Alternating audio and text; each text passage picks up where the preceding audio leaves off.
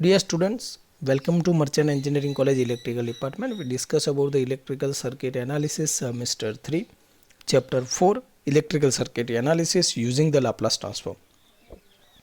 હવે આપણે એક્ઝામ્પલ ઉપર ચર્ચા કરવાની છે. આપણે જે પણ ઇક્વિવેલન્ટ સર્કિટ્સ વાત કરી એ ઉપરથી આપણે એક્ઝામ્પલ કઈ રીતે ગણી શકાય તો એ એક્ઝામ્પલ ઉપર આપણે આગળ વધવાનું છે. ચલો જોઈએ.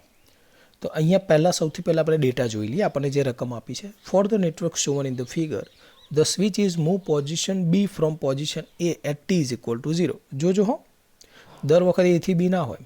ઓકે, જોઈ લો. From the network shown in figure the switch is move from position B to position B from position A.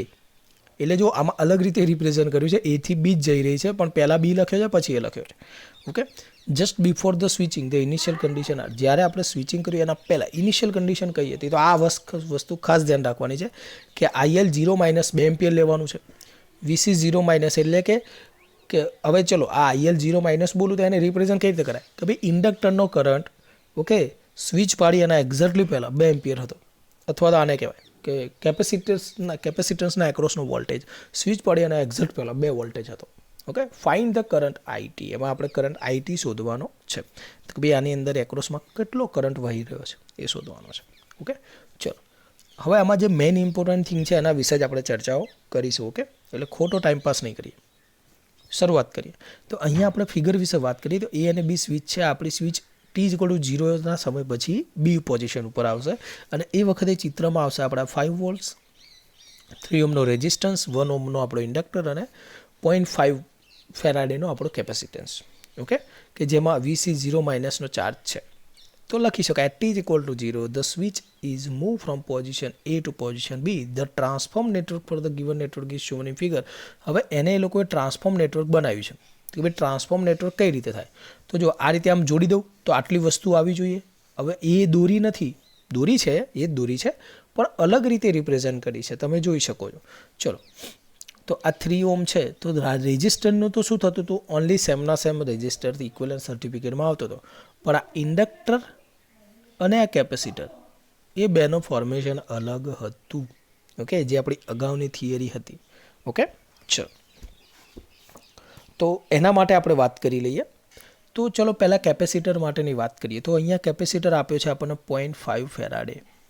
Okay, 0.5 Faraday અને એની જગ્યાએ એ લોકોએ શું લખી દીધું છે, 2/s કેપેસિટર માટે અને એનું વોલ્ટેજ સોર્સ છે 2/s. ઓકે, ચલો તો સૌથી પહેલાં તમને એ બંને વસ્તુ બતાવું કે કેવી રીતે આવ્યું છે. તો અહીંયા આપણે સ્ક્રીન ઉપર જ લખીશું. તમે તમારા જે ચોપડાની અંદર આપણે ઇક્વિવેલન્ટ સર્ટી એલ અને સી માટે આપણે જોઈ હતી અગાઉના લેક્ચરમાં, એ પણ કાઢી રાખો એટલે તરત તમને ખબર પડે. ઓકે, ચલો તો આપણે કેપેસિટર માટેની ગણતરી કરીએ. તો અહીંયા આપણને કેપેસિટર આપેલું છે, તો અહીંયા આપણે વોલ્ટેજ મૂકવાનો થશે. આ થશે 1/CS અને એનો ઇક્વિવેલન્ટ વોલ્ટેજ સોર્સ આવશે VC 0 minus divide by S. Okay, ચલો હવે એક કામ કરો, આની વેલ્યુ મૂકો, તો આની વેલ્યુ મૂકો. અહીંયા કેપેસિટરની વેલ્યુ કેટલી આપી છે, 0.5, તો અહીંયા 0.5s લખું, ચાલે. એવી જ રીતે અહીંયાની વેલ્યુ મૂકું વીસી 0 માઇનસ, તો વીસી 0 માઇનસ મને રકમમાં કીધું છે કે ભાઈ એ 2 વોલ્ટ છે, તો 2 મૂકી દીધા અને એસનું મૂકી દીધું એસ. તો આ કેટલું આવ્યું, આ 1/0.5 એટલે શું થાય 2s, 1.5 એટલે શું થાય 2s અને આ પણ શું થાય 2/s. ઓકે, સોરી 1.5 એટલે શું થાય 2 ઉપર આના ભાગનું શું આવશે 2 અને ડિવાઈડ બાય એસ અને આ પણ શું થાય 2/s, એટલે આ બંને આવી ગયા 2/s. ઓકે, ખાલી ઇક્વિવેલન્ટ સર્ટિફિકેટ જોજો તમને મળી જશે ઇક્વિવેલન્ટ સર્કિટ. ઓકે, ચલો એવી જ રીતે આપણે વાત કરવી છે ઇન્ડક્ટર માટે. ઓકે, ચલો તો ઇન્ડક્ટર માટે અહીંયા મને આપેલું છે 1 હેનરી. ઓકે, અને એના ઇક્વિવેલન્ટ સર્ટિફિકેટમાં જોઉં તો એલએસ છે અને એલઆઈએલ છે. ઓકે, હવે એલએસમાં એલની વેલ્યુ કેટલી છે તો કે ભાઈ 1 હેનરી છે, તો એ તો મેં લખી દીધી 1 એલની 1 અને એસનું એસ. ઓકે, હવે અહીંયા વાત કરવી છે કે જે આ કેપેસિટરમાં એલઆઈએલ લખવાનું છે. તો ઇન્ડક્ટર એલ તો 1 જ છે, એ તો 1 જ છે અને આઈએલ તમે રકમમાં જોશો તો એ તમને કીધું છે કે ભાઈ 2 લેવું, તો 1s અને 2 એટલે કે અહીંયા 1s એટલે કે એસ અને અહીંયા આવશે 2, તો અહીંયા લખી દીધું મેં એસ અને અહીંયા આવશે 2. ઓકે, તો આ ઇક્વિવેલન્ટ સર્કિટ આપણી તૈયાર થઈ ગઈ. Okay, ready. અને આ વોલ્ટેજના એકલા વોલ્ટેજ હોય તો એના થશે 1/s એટલે 5નું 1/s એટલે 5/s. ઓકે, ચલો હવે અહીંયા આપણે KVL હવે આપણે લગભગ મોટાભાગનું કામ પતી ગયું છે. અહીંયા થોડું તમને લાપ્લાસ થોડું અઘરું લાગે, પણ જો મેથેમેટિક્સમાં તમે લાપ્લાસ ભણ્યા હશો સારી રીતે તો લગભગ તકલીફ નહીં પડે. ઓકે, પણ અહીંયા હું તમને આખું મેથેમેટિક્સનું લાપ્લાસ શીખવાડી નથી શકતો, એટલે મારે આ રીતે થોડું ઝડપી તો લેવું જ પડે. ઓકે, ચલો હવે આપણે કરીએ એપ્લાય KVL. તો કેટલા વોલ્ટેજ સોર્સ છે? 1, 2 અને 3. તો 3 લઈ લો. ઓકે, પણ બટ જોજો અહીંયા તો કે માઇનસ અહીંયા આવશે આપણા આ બહાર નીકળશે એટલે પ્લસ આવે છે, આ પણ બહાર નીકળશે એટલે પ્લસ આવે છે, પણ આમાં બહાર નીકળે એટલે માઇનસ આવે છે. તો આ બે પ્લસ લીધા ને જે બહાર નીકળે માઇનસ એટલે -2/5. ઓકે, ઇઝ ઇક્વલ ટુ આપણા આ ત્રણેય રેજિસ્ટર જે થાય છે RLC એ તો શું છે? સિરીઝમાં જ છે.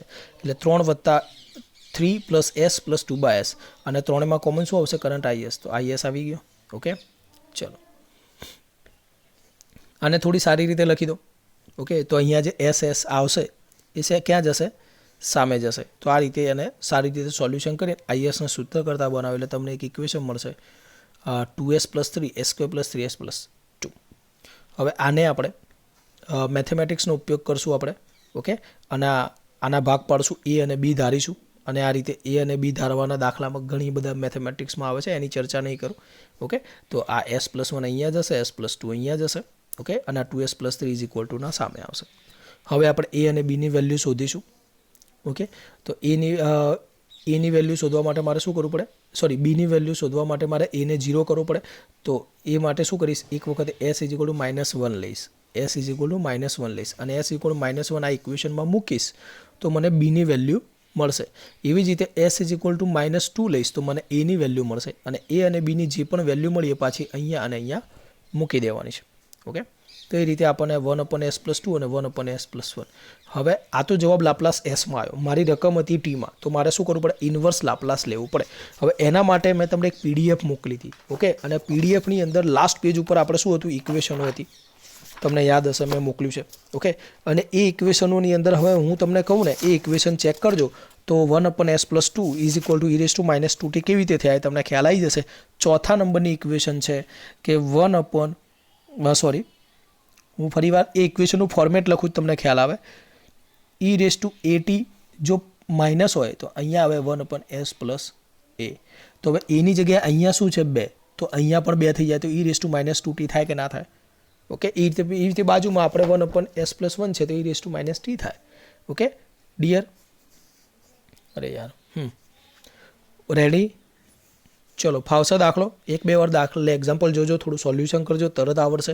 ફરીવાર દાખલાનું આપણે રિવિઝન કરી લઈએ કે આપણે શું કર્યું. આપણને એક સર્કિટ આપી હતી, એમાં આપણે ઇક્વિવેલન્ટ મેઇન વસ્તુ તો શું છે કે ભાઈ આપણને ઇક્વિવેલન્ટ સર્કિટ બનાવતા આવડે છે કે નથી આવડતી. તો આપણે ઇક્વિવેલન્ટ સર્કિટ બનાવી દીધી, એના પછી KVL એપ્લાય કર્યો છે. ઓકે, અને KVL એપ્લાય કર્યા પછી થોડું મેથેમેટિક્સનો ઉપયોગ કરીને આપણે કરંટની ઇક્વેશન લાવ્યા છે, અને કરંટને આપણે ઇક્વેશન લાપ્લાસ તરીકે રજૂ ના કરી શકીએ કારણ કે રકમ આપણને ટીમાં આપેલી હતી. ઓકે, ટાઈમ ડોમેનમાં આપેલી હતી એટલે આપણે S ડોમેનમાં ના રાખી શકીએ, એટલે પાછું ઇન્વર્સ લાપ્લાસ કરવું પડે જેથી એ ટાઈમ ડોમેનમાં આવી જાય. અને ઇન્વર્સ લાપ્લાસ કર્યું IT = e−2t + e−t. હજુ એક દાખલો જોઈશું જેથી કંઈ પણ ડાઉટ રહી ગયો હોય તો એ ક્લિયર થઈ જશે. Thank you.